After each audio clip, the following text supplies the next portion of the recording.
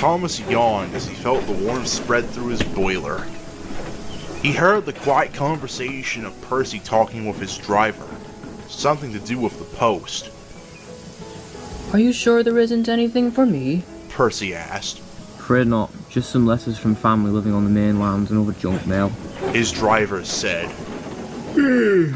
What's got you interested in the post, Percy? Thomas asked with a yawn. I know you like that job, but I don't think anyone would be writing to you. You don't even have a post box for Tom Tipper to put any letters in, he added cheekily. Percy rolled his eyes and scoffed. I'm looking for letters from my friends on the other railway, Thomas. I worked in many little yards before Sir Topham Hatt bought me and I came to live on Sodor. Our drivers helped to keep us in touch by writing letters. I've gotten a few recently, but none from Ginty and Pug. You remember them, right? They came to help while we went to London to visit. Thomas did remember them, and he could remember making a fool of himself in front of Ginty as he was showing off. Ginty had laughed at him, but they became friends by the time he and the other visiting engines returned back to their own railways. I do, and that's strange indeed. You told me you were good friends with them, right? Very good friends indeed. It's strange I've not gotten any letters from them. My driver has sent 2 letters asking if they are fine and to respond, but I've not heard anything since.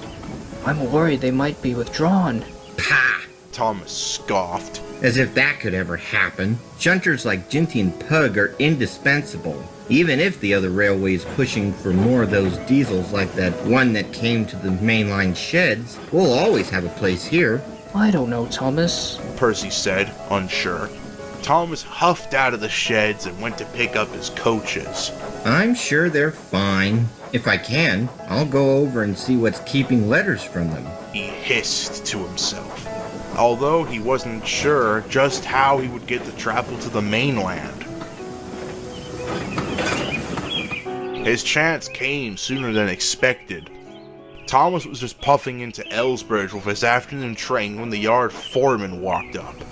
There is an order for a shipment of stone to be brought down to Barrow and Furnace. Sir Topham Hatt says there are no spare engines other than you, Thomas. Think you can manage? Thomas fizzed with excitement. Certainly, I can do that. Then the job is yours. Daisy will handle your passengers till you get back. It's a long way to get there, so be quick. And then he walked away. Now I'll see what's going on with Percy's friends and why they're not responding to his letters, Thomas said to himself. The sun was getting low in the sky as Thomas rolled over the bridge onto the mainland. The little blue engine was bubbling with excitement. It had been years since he had last been there, and he was eager to see how much had changed. He chuffed past the station over to the goods yard. As he rounded the bend and crossed under the road, Thomas was struck by something. Some coal bunkers laid near the trackside, completely empty. A coal chute nearby was covered in rust, with an old sign hanging from one bolt, out of order. A nearby water column had a similar sign hanging from its release chain. This is odd. How do you keep a shunting engine fueled without coal? He thought. As Thomas came into the yard, he was struck by how silent it was. Trucks were all in the sidings, tidily arranged, and yet there was no engines to be seen. No clouds of steam and smoke in the air to give any hint that they were there. The air began to get cooler, and a mist was starting to form. That's odd. How come I don't hear any whistles? A yard needs a pilot engine to look after it. Where are they? A yard foreman walked up. Just leave your train there. We'll get a shunter to move it later, came the gruff response. Thomas looked around. He didn't see any other engines apart from himself. Before he could ask, he heard a growl and a roar from behind. Quickly, a big mainland diesel roared by, its dark blue and yellow paint standing out from the long train of dirty trucks. It roared through a warehouse loading platform and disappeared into the encroaching gloom. But where's the shunter?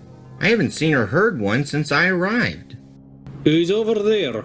Thomas looked over to see a faceless diesel rumble past, dragging a train of tankers. It seemed to growl louder as it passed by. As he looked around, he noticed signs. Diesel fuel, diesels park here, don't idle in sidings, and diesel loyal were what they said. Where's Ginty? Or Pug? Don't they work here? Thomas asked sheepishly. Don't know no Ginty or Pug. Haven't had a Ginty in this yard for... Ugh, I don't bloody know. Anyways, you're uncoupled, so why don't you get yourself out of my yard? Thomas's crew, unnerved by the terse order, quickly opened the blue tank engine's regulator and they raced away into the distance. We have to find a turntable or something to turn around. If only this fog wasn't so thick. He was right. The mist was turning into fog as the temperature dropped. Thomas rattled over the points quickly. His eyes darted around as shapes appeared out of the gloom. Everywhere he saw diesel notices, coal bunkers filled with weeds and marked with masking tape crosses, indicating not to be used. Taking a guess, he followed a set of track curves between some buildings, which gradually became more open as the warehouse got smaller in scale. This must be the way. He thought. But it wasn't. Thomas followed the track for a ways, but nothing felt right. The tracks creaked and groaned under his wheels as the weeds brushed his chassis. Now he was certain this was the wrong way and he was lost. But up ahead he saw a gloomy shape of some steam engines in the dim dusk light. Driver, look! Steam engines. Thomas said hopefully. Maybe they can tell us. The words died in his mouth as the mist slowly cleared to reveal just where Thomas was. There were steam engines, but they were all covered in rust. They lay in piles near the tracks. Many did not have wheels and were just boilers stacked up haphazardly. The few engines still on the tracks chilled Thomas the most. These engines were not as rusty as the others, and seemed to have most of their parts, but they were silent. Silent and dead. Darkened smokebox doors stared out at Thomas, where their faces had once been. All the engines were small tank engines, just like him. Just like... Thomas gasped as he looked in the back and saw a familiar pair of engines. One had 6 small wheels, and the other had 4. Rust almost covered their early BR crests. I think we should head back. The driver stammered. Thomas said nothing, but he quickly puffed away the moment his regulator opened. The scrap engines faded away from view, and soon they were lost in darkness and distance. Percy parked his post vans neatly in the sidings and then puffed towards the sheds. As he chuffed over, he noticed one berth's doors were closed up tight. He puffed into his berth and saw Thomas sitting silently. Thomas? The blue engine jumped in shock as if he hadn't noticed Percy coming up. He then tried to force a scowl onto his face. Percy! Don't do that! He berated, trying to sound cross, though Percy could tell something was on his mind. Sorry, how did your trip go? I'm certain you enjoyed it since you never get to travel along the main line. I know you love your branch line, but still, it's nice to get out sometimes. Thomas looked around, as if not sure what to say. Percy puffed in and parked by his side. How was the mainland? I'm sure a lot has changed. What station did you drop your train off at? Barrow and Furnace. Oh, that's where Ginty and Pug worked. I heard they were moved there following our trip to London. Did you see them there? Thomas looked away and grimaced. Percy looked at him carefully, and in a moment he understood. Yes, I saw them. Thomas said. They They really miss you and said they couldn't write to you 'cause they were more so busy. I mean, you know the other railway, always busy and... They were scrapped, weren't they? Thomas paused mid-sentence and looked at Percy. The expression on the green saddle tank was blank and firm. It wasn't one of worrying or anything, just acceptance, as if this was something he'd long suspected. I'm sorry, Percy. I really am, said Thomas sadly. It's not the first time, Thomas. I've gotten letters from friends who've been withdrawn and scrapped. I only wish Ginty and Pug have written a letter to me to say goodbye. Maybe they did, and the letter was lost in the post. I guess I won't know. Thomas looked at Percy with a sense of wonder. He'd always known that Percy was a cheeky, bouncy, somewhat naive engine. And yet, he was handling the news very well. He could see sadness in his eyes, but also acceptance that Ginty and Pug were no longer around. He wondered for a moment how Percy could be alright with that. Then, as if sensing his question, Percy spoke again. We are very fortunate to live here with such a kind controller like Sir Tom Hatt, aren't we, Thomas? Yes, Percy. We are.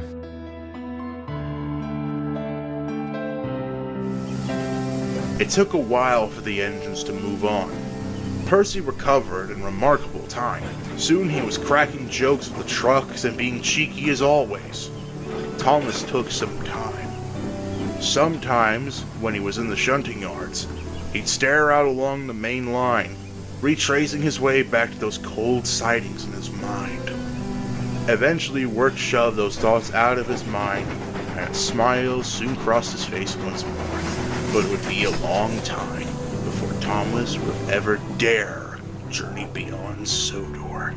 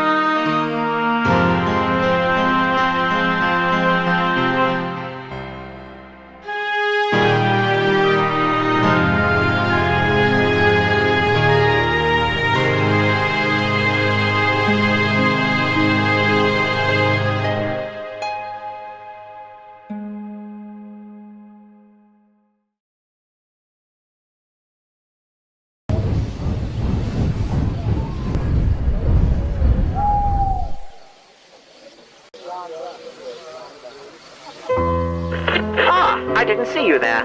Don't be shy, make yourself comfortable. Surprised? I've been known to tickle the ivories time to time.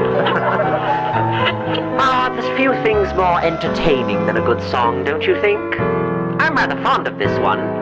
It's a little bit after my time, but it is such a thoughtful melody. We'll meet again.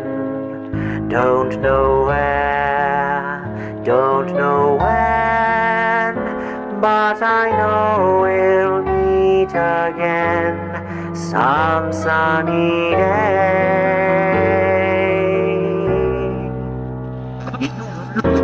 Keep smiling through, just like you always do.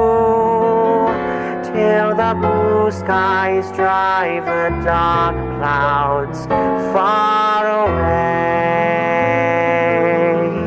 And I will just say hello to the folks that you know. Tell them you won't be long. They'll be happy to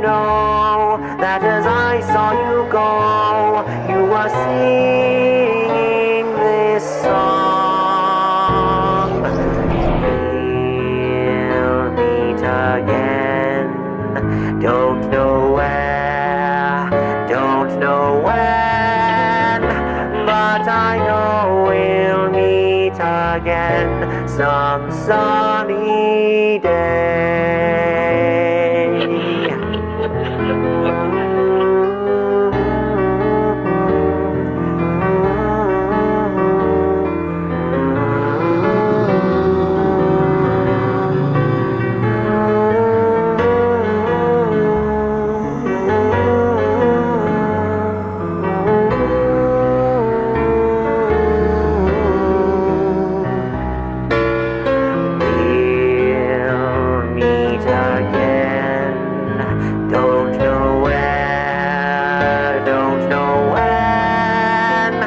But I know we'll meet again some sunny day.